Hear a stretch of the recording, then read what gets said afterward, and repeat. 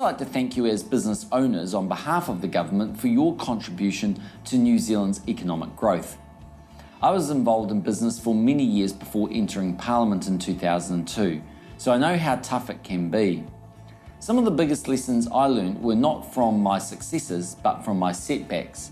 I learned that if you want to succeed in business, you have to be ready to take risks and you have to be ready to fail. You need to learn from your experiences and change how you do things until you succeed. You've got to expect highs and lows. You've got to have big dreams and to go for it. Now we're recovering from the economic recession, so there's no better time to look ahead and think about how you can unleash the potential of your business.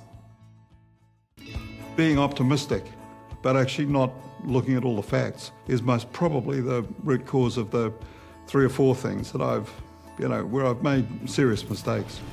I'm John Barnett. I'm the Chief Executive of South Pacific Pictures, and we're New Zealand's largest television and film production company. I think that my history of failed ventures and mistakes can be most probably lumped together as getting involved in projects and businesses that I actually knew nothing about. Just before South Pacific Pictures, I had a distribution company. We were distributing film and television, VHS at the time, and I felt that there was a market for a mail order business. And I think that today, with the way that DVD operates, we're seeing it, and eventually video on demand. I think there was a way to work that, but at the time, I didn't have the money to expand into that area. And I had far too much optimism about how quickly I thought it would take off, and it didn't. And it was just like opening a big hole in the ground and pouring the money in. A lot of startup businesses really do suffer from this because people are well-intentioned and they have a dream and they want to push forward, but everything takes a lot longer than you think it's going to take, and everything costs a lot more. You are always well advised to talk to people that you trust, and talk to people who may have been through a similar experience, and to get their advice as to whether your idea is truly a good idea and how you might go about realising it. If I had to describe my business history in a few words, I guess I'd start with optimism, and then bewilderment as the reality of the market hits you, then more unsurety, then the recognition of the realities, and eventually the processing of those to hopefully become successful. It is so exciting because I mean, I could go on forever with I don't just mean in this interview. I mean, I hope that I can, live for another 150 years and keep doing what I'm doing, because it is so much fun. If you're really worried about making mistakes, I think you'll just end up analysing yourself into doing nothing. Ian Taylor, I'm CEO of a couple of companies, Animation Research and Tailor-Made Media. We are involved in multimedia and 3D computer graphics. I had a TV company, we were making TV, and somebody said, you should see what these Bright Sparks are doing down at Otago University.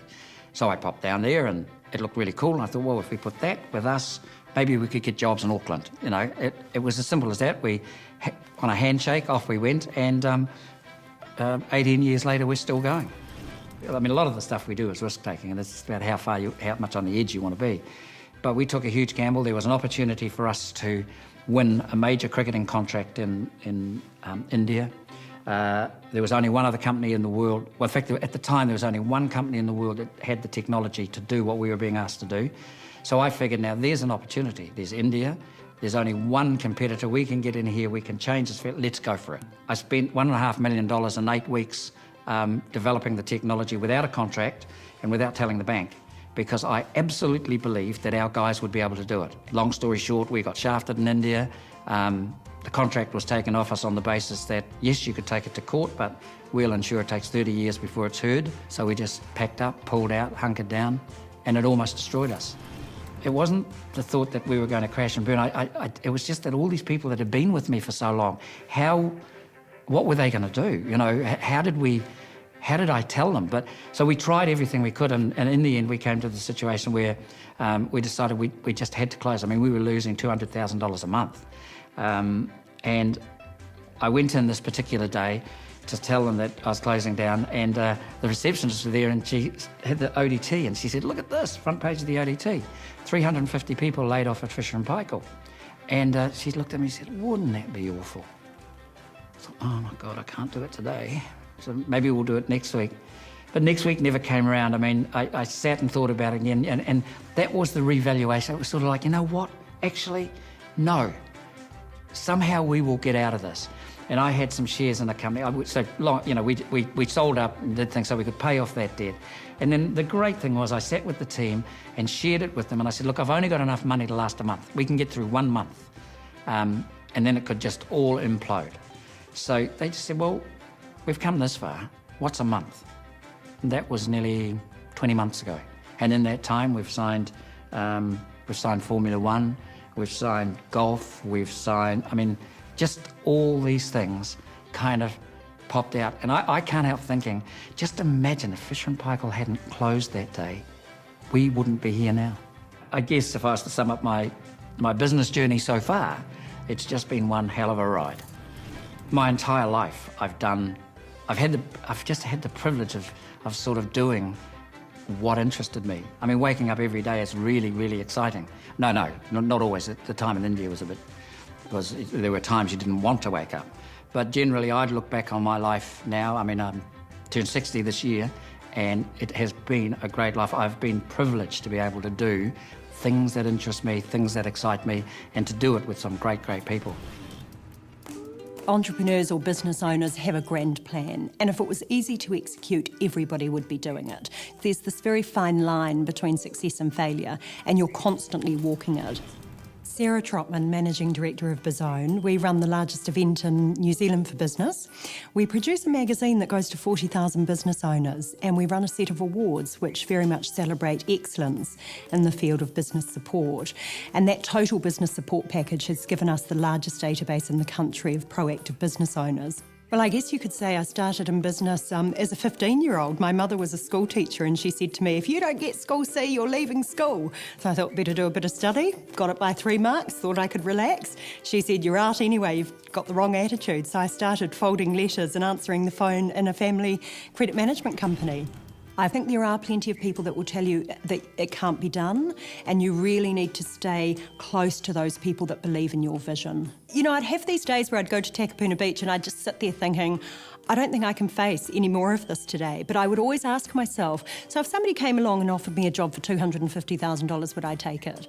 You know, if it was a job that I felt very passionate about, and absolutely the answer would always be no. It is a complex and challenging environment out there. I think that, you know, if you've got ambitious plans, there's always going to be some bumpy parts of the journey. So I suppose my key message for business owners is it's going to be isolating, it's going to be challenging. You're definitely going to make stuff-ups, and if you're not making stuff-ups, you're not stretching yourself. I think from a business perspective, thinking about it today, it's only been in the last 6 months that I've realised that I've developed a model that I really can take onto the global stage. So to have got myself to this position and still have retained 100% equity in my business, I mean, now I'm going to have to look for an equity partner to take the business into Australia and then offshore if it's a success in Australia. But I feel very confident that when I take that equity partner on, I'm going to be taking somebody on not only that has the cash, but also the competency and the expertise to help me grow my business. If I was to sum up my business journey in a few words, it would be absolutely terrifying, exhilarating, rewarding, unconventional, and a ride I just don't want to get off. I absolutely love what I do, and more importantly, my team loves what we're doing, and we're really excited about building a global business support brand from New Zealand.